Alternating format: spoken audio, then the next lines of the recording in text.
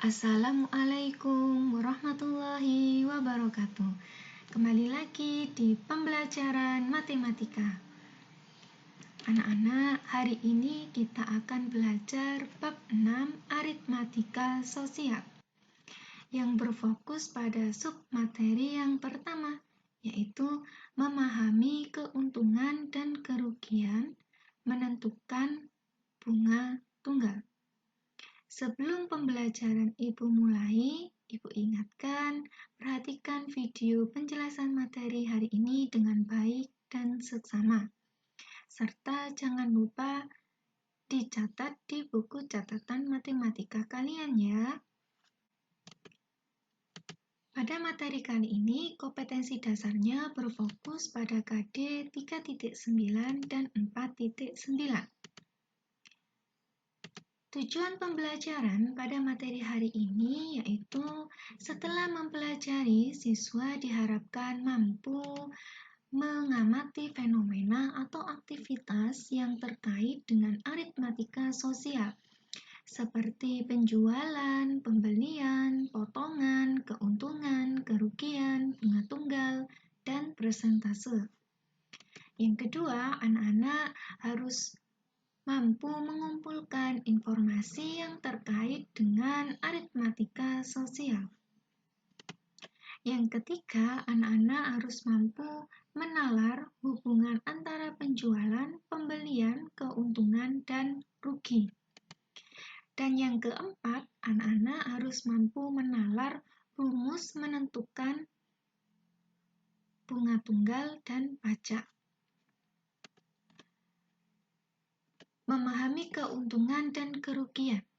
Ada sebuah soal cerita, Pak Subur tukang bubur ayam. Pak Subur seorang penjual bubur ayam di daerah Jakarta. Seperti biasa, setiap pagi Pak Subur pergi ke pasar untuk berbelanja bahan pokok untuk membuat bubur ayam. Untuk membeli bahan pokok bubur tersebut, Pak Subur menghabiskan uang 1 juta rupiah. Dengan bahan baku tersebut, Pak Subur mampu membuat sekitar 130 porsi bubur ayam dan dijual dengan harga 10.000 per porsi. Pada hari itu, Pak Subur mampu menjual 110 porsi bubur ayam. Jika kita amati, modal yang dikeluarkan sebesar 1 juta dapat membuat 130 porsi bubur ayam. Harga per porsinya adalah 10.000. Pada hari itu terjual sebanyak 110 porsi. Maka penghasilan pada hari itu adalah 110 porsi dikali 10.000. Hasilnya 1.100.000. Artinya, Pak Subur mendapatkan keuntungan. Karena pendapatan pada waktu itu lebih besar dari modal yang dikeluarkan. Besar keuntungannya sebesar 1.100.000 diambil 1 juta. Sama dengan 100.000. Jadi Pak Subur pada hari itu mendapatkan keuntungan sebesar 100.000. Ada contoh soal yang kedua, Pak Soso tukang bakso. Pak Soso seorang penjual bakso di daerah Malang. Setiap hari Pak Soso menghabiskan 800.000 untuk berbelanja bahan baku untuk membuat bakso.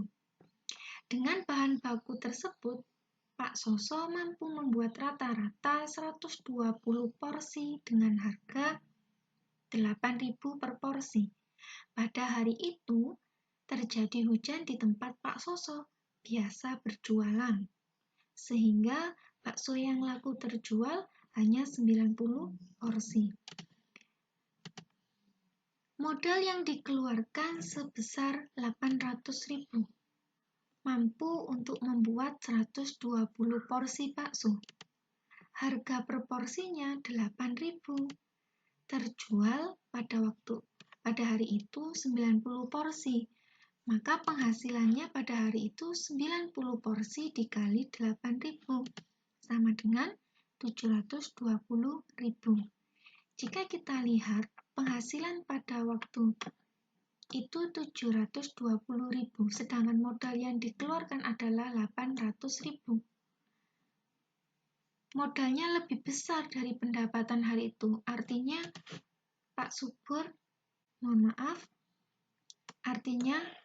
Pak Soso mendapatkan kerugian sebesar 800.000 diambil 720.000, yaitu 80.000. Contoh soal yang ketiga, Pak Sarto tukang sate. Pak Sarto seorang penjual sate di daerah Madura. Setiap hari Pak Sarto menghabiskan 700.000 untuk berbelanja bahan baku untuk membuat sate. Dengan bahan baku tersebut, Pak Sarto mampu membuat rata-rata 100 porsi dengan harga 10.000 per porsi. Pada hari itu terjadi hujan di tempat Pak Sarto biasa berjualan, sehingga sate yang laku hanya 70 porsi. Jika kita amati situasinya, modal yang dikeluarkan sebesar 700.000 dengan harga per porsinya 100 porsi. Saya ulangi lagi, modal yang dikeluarkan 700.000 untuk membuat 100 porsi. Harga per porsinya 10.000. Terjual 70 porsi, sehingga penghasilan pada waktu itu adalah 70 dikali 10.000. Jadi penghasilannya 100.000. Modal yang dikeluarkan 700.000. Penghasilan pada waktu itu 700.000. Artinya Pak Subur mendapat impas atau balik modal, atau dikatakan bukan Pak Subur, tapi Pak Sarto. Pak Sarto mengalami impas, artinya tidak untung dan tidak rugi. Untuk mencari untung itu HJ diambil HB. Mencari persentase untung itu PU sama dengan HJ diambil HB per HB dikali 100%. Di mana PU itu adalah persentase untung, HB adalah harga beli atau modal yang dikeluarkan, HJ adalah harga jual atau total pemasukan atau hasil pendapatan pada waktu itu. Untuk mencari rugi itu HB diambil HJ. Persentase rugi PR sama dengan HB diambil HJ per HB dikali 100%, di mana PR itu adalah persentase rugi, HB adalah harga beli atau modal yang dikeluarkan, HJ adalah harga jual atau total pemasukan atau hasil pendapatan pada waktu itu. Bunga tunggal. Ada contoh soal. Pak Rudi berencana membangun usaha produksi sepatu di daerah Tanggulangin, Sidoarjo. Untuk memenuhi kebutuhan modalnya, Pak Rudi berencana meminjam uang di bank sebesar 200 juta dengan jangka waktu 1 tahun atau 12 bulan. Ada 3 bank yang menawarkan bantuan modal kepada Pak Rudi. Bank yang pertama, jika meminjam uang 200 juta, harus mampu memberikan bunga 200% per tahun. Untuk bank yang pertama. Bank yang kedua memberikan bunga sebesar 2% per bulan. Bank yang ketiga, jika meminjam uang 200 juta, maka Pak Rudi harus bisa atau mampu memberikan bunga sebesar 23 juta per tahun. Ketiga bank tersebut memberikan persyaratan untuk mengangsur tiap bulan dengan nominal tetap. Bank manakah yang akan dipilih Pak Rudi untuk meminjam modal? Maka cara penyelesaiannya, bank yang pertama, bunga yang ditawarkan adalah 20%. Artinya 20/100 dikali uang yang ingin dipinjamnya sebesar 200 juta. Diperoleh 40 juta selama 1 tahun. Besar bunganya adalah 40 juta selama 1 tahun. Untuk bank yang kedua, itu adalah 2% per bulan. 2%, 2/100 dikali uang yang dipinjamnya 200 juta, diperoleh 4 juta selama 1 bulan. Karena meminjamnya selama 1 tahun, maka 4 juta dikali 12 bulan. Sehingga dalam 1 tahun harus mampu membayar bunga sebesar 48 juta. Sedangkan bank ketiga, yaitu harus mampu memberikan bunga sebesar 23 juta per tahun. Jika kita amati ketiga besar bunga ini, maka Pak Rudi lebih baik memilih bank yang ketiga karena besar bunganya lebih sedikit atau paling kecil di antara bank yang lainnya. Rumus bunga tunggal itu bunga sama dengan besar bunga sama dengan N/12 dikali A% dikali modal. Di mana N itu adalah lama bulan. Lama bulan berapa bulan meminjam uangnya, dikalikan persentase. A% itu persentase besar bunganya. Berikutnya ada diskon atau potongan. Ada sebuah contoh soal, seorang penjual membeli baju dengan harga 150.000. Baju tersebut dijual dengan label bertuliskan 30% diskonnya. Tentukan harga baju setelah didiskon. Penyelesaiannya besar diskon itu adalah persentase diskon 30/100 dikali harga bajunya, yaitu 150.000. Dikalikan ketemu 45.000, artinya mendapatkan potongan sebesar 45.000. Maka harga bajunya setelah didiskon 150.000 diambil 45.000. Maka baju yang dibayarkan atau harganya setelah didiskon menjadi 105.000. Lalu ada pajak. Ada pajak PPN, itu pajak pertambahan nilai. Artinya kita menambahkan uang, nilai. Ada sebuah contoh soal, seorang menjual suatu barang dengan harga 200.000 tanpa pajak. Barang tersebut dibeli oleh seseorang dengan PPN 100.000. Mohon maaf, dengan PPN 10%. Jika ada sebuah soal, PPN-nya tidak ditulis atau tidak diketahui, maka otomatis PPN itu besarnya sama dengan 10%.